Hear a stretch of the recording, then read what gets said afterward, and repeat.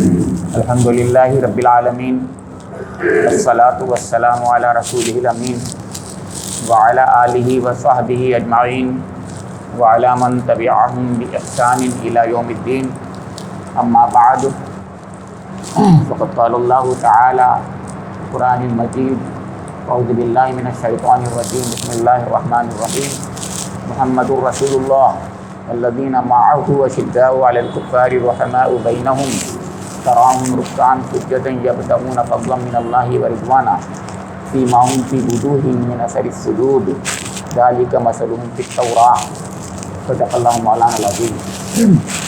محترم بزرگوں، عزیز ساتھیوں اور پیارے بچوں، السلام علیکم ورحمۃ اللہ وبرکاتہ۔ گزشتہ جمعے تک میں نے خطبے میں جو ہم لوگ سنتے ہیں، ہمارے خطیب صاحبان جو سناتے ہیں، اس کے بارے میں ایک تفصیلی بات آپ کے سامنے رکھی تھی کہ کیا کیا باتیں ہم لوگ جو ہیں خطبے میں سنتے ہیں، اللہ تعالیٰ اور اس کا رسول ہم سے کیا چاہتا ہے۔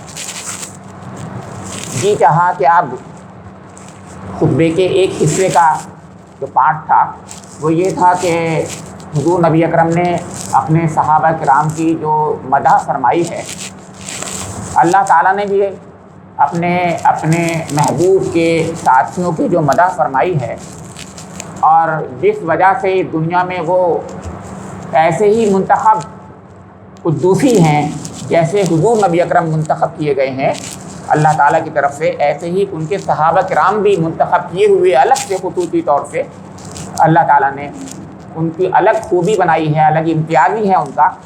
تو ان میں سے جو خلفائے راشدین ہیں، یا ان میں سے جو عشرہ مبشرہ ہیں، یا ان میں سے کچھ اور صحابہ کرام کے بارے میں چند باتیں آپ کے سامنے مختلف اوقات میں رکھوں۔ اللہ تعالیٰ سے دعا کرتا ہوں کہ مجھے اللہ رب کریم توفیق عنایت فرما دے، مجھے قوت اور صلاحیت اور وقت اور موقع عنایت فرما دے کہ میں آپ کے سامنے وہ باتیں کہہ سکوں جو بات اللہ رب کریم کہلوانا چاہتا ہے، جو اللہ تعالیٰ چاہتا ہے کہ وہ باتیں کہی جائیں دنیا کے سامنے۔ جیسا کہ عرض کیا گیا کہ امت محمدیہ علیہ السلام میں سب سے اول مقام، سب سے بلند ترین مقام حضرت ابو بکر صدیق رضی اللہ تعالیٰ عنہ کا ہے۔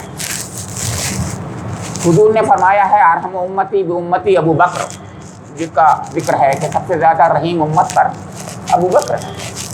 میں نے ابھی جو آیت سورہ فتح کی آخری رکوع کی پڑھی ہے، اس میں بھی اللہ تعالیٰ نے مدح فرمائی ہے۔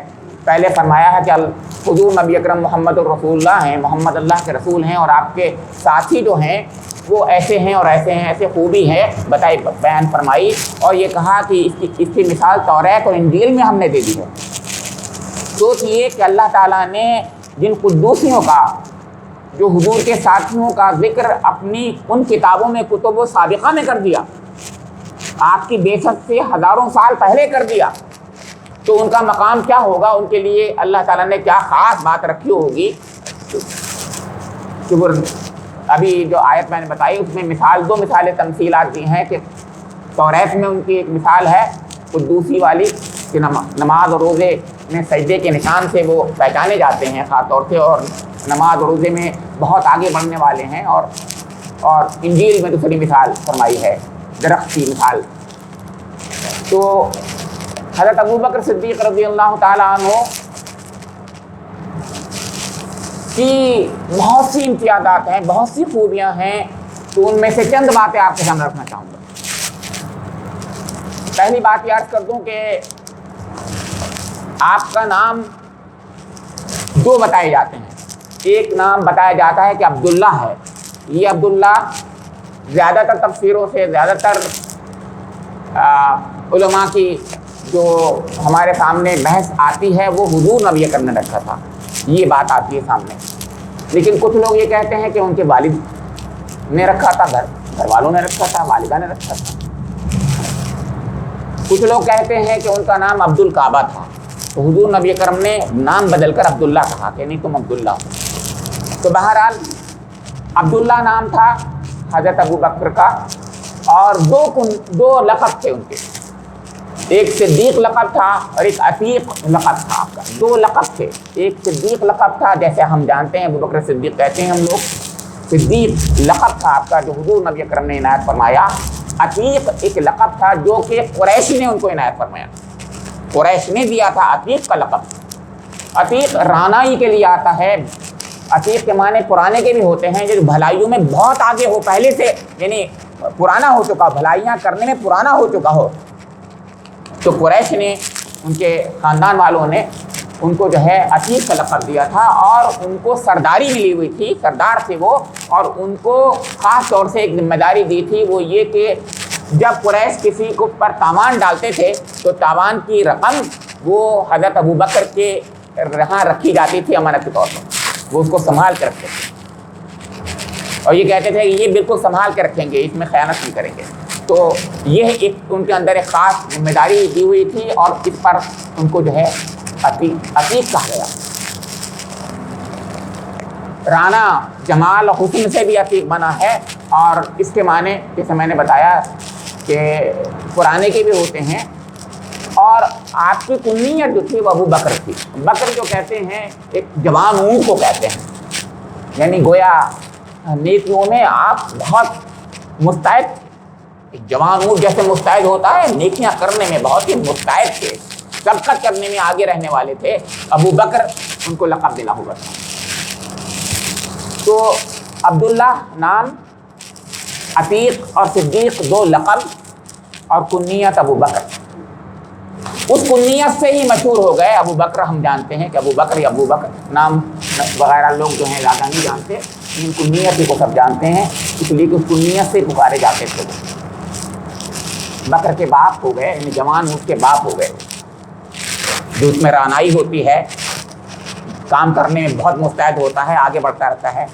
ایسا اونٹ، ان کے ہاں اونٹ کی مثالیں دی جاتی تھیں عرب میں. اونٹ کی خوبیاں ہوتی تھیں، آپ کو معلوم ہے اونٹ ہی پر اشعار کہے جاتے تھے، تو اونٹ کی خوبیاں ہوتی تھیں وہاں پر، اس لیے اس طریقے کے کنیتیں بھی ہوتی تھیں. اب دوسری بات میں عرض کر دوں کہ یہ سب سے پہلے ایمان لانے والوں میں سے تھے. ایک تو روایت یہ ہے، کچھ دوسری روایت کو اسی کو موڈیفائی کیا گیا ہے، وہ یہ کہ سب سے پہلے مردوں میں ایمان لانے والوں میں تھے. یہ بات صحیح ہے. ایک بات تو ہوئی کہ سب سے پہلے ایمان لانے والے میں تھے، اس کی لوگوں نے پھر وہ کی ذرا سی اس کو ریوائز کیا، اس کو سمجھایا، بتایا کہ نہیں، سب سے پہلے تو حضرت خدیجہ رضی اللہ تعالی عنہا ایمان لائی تھی، مگر وہ عورت تھی. مردوں میں سب سے پہلے ایمان لانے والے جو تھے وہ حضرت ابو بکر تھے. تو اس میں بھی ایک اور اس کو موڈیفائی کیا گیا اور بتایا گیا کہ آپ سے پہلے بھی حضرت علی ایمان لا چکے تھے، لیکن وہ 8 سال کے بچے تھے. تو بچوں میں تو حضرت علی ایمان لائے تھے، لیکن جوانوں میں، مردوں میں حضرت ابو بکر لائے تھے ایمان. تو یہ بات بھی صحیح ہو گئی. تو گویا سب سے پہلے مردوں میں ایمان لانے والے حضرت ابو بکر ہیں. آپ سے پہلے حضرت خدیجہ رضی اللہ تعالی عنہا ایمان لا چکی تھی حضور نبی اکرم پر. یہ متفق علیہ ہمارے ہاں روایت مانی جاتی ہے، یہ بات سمجھی جاتی ہے. اور بہت سی روایتیں جو مستند ہیں اس میں حضرت علی ایمان پہلے لے آئے تھے، لیکن وہ بچے تھے اور انہوں نے اپنے ایمان کو چھپایا ہوا تھا. انہوں نے ایمان کو پہلے ظاہر بھی کر دیا، حضرت علی سے پہلے ظاہر بھی کر دیا. یہ بات بالکل واضح ہے. تو اس طریقے سے یہ سبقت سلیمان ایمان میں سبقت کرنے والے تھے، سابقون الاولون میں سے تھے، سب سے پہلے ایمان لانے والوں میں سے تھے، اور یہ بڑی بات تھی. ایک اور بات یہ ہے کہ آپ کے سب سے زیادہ بچپن کے لڑکپن کے آپ جو ہیں محبوب دوست تھے حضور نبی اکرم کے. آپ جانتے ہیں دوستی کس سے ہوتی ہے؟ جو جیسا مزاج کا ہوتا ہے وہ ایسا ہی دوست ہوتا ہے.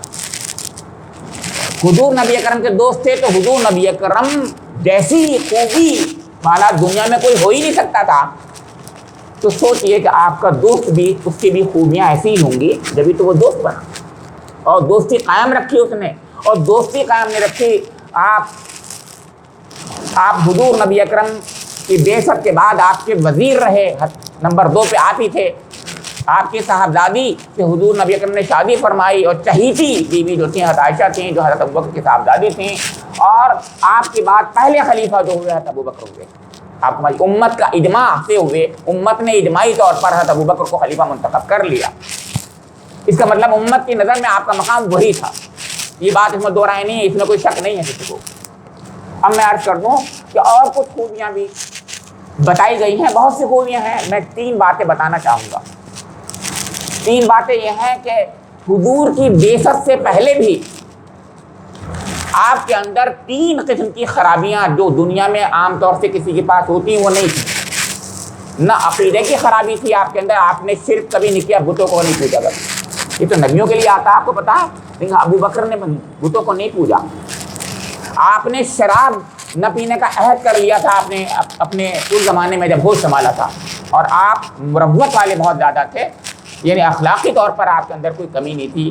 جیسے اس سے پہلے میں نے بتایا تھا کہ خیانت کا تو حوالے کا دینا تھا, ان کو جو سرداری ملی تھی اس بات کی کہ تاوان جو موصول ہوگا وصول ہوگا وہ ان کو دیا جائے گا, وہ سنبھال کے رکھیں گے, اس کے بعد اس کا حساب وہ دیں گے. اب وہ 3 باتیں بتا رہا ہوں, وہ 3 باتیں کیا تھیں جو پہلے سے تھیں ان کے اندر. پہلی بات یہ ہے کہ وہ دور جاہلیت میں بھی انہوں نے بت کی پوجا نہیں کی. تو یہ آتا ہے کہ وہ یہ کہتے ہیں, خود بتاتے ہیں اپنا واقعہ, کہ میرے ابا جان نے جب میں سینہ شعور کو پہنچا ایک دن بت خانے میں, جو ان کے گھر کا خاندان کا کچھ بت ہوگا بت خانہ, یا جو بھی بت خانہ ہوگا, یا خانہ کعبہ کا بت خانہ ہوگا, بت خانے میں مجھے اندر جا کر کے پکڑ کر کے اندر کر دیا. تو بچے ہی ہوں گے, زیادہ بڑے نہیں ہوں گے, پکڑ کے اندر کیسے کریں گے, جوان کو تو پکڑ کے اندر نہیں کیا جاتا, آپ بھی جانتے ہیں, اس کو مطلب بڑھپن کی بات ہے. یہ اتنا ہوگا 8-10 سال کا بچہ ہوگا کہ جاؤ یہ ان کی پوجا کرو جا کے بت خانے میں. تو کہنے لگے, یہ کہہ کر کے وہ باہر آ گئے. اب ابو قحافہ والد کا نام ہے, عثمان ان کا نام ہے. تو یہ اندر گئے, تو اندر جانے کے بعد میں انہوں نے یہ پہلی بات اس سے کہی. اب دیکھیے یہ بتا رہے ہیں کہ میں نے سب سے پہلی بات یہ کہی کہ میں بھوکا ہوں, مجھے کھلاؤ. تو کہنے وہ کچھ نہیں بولے.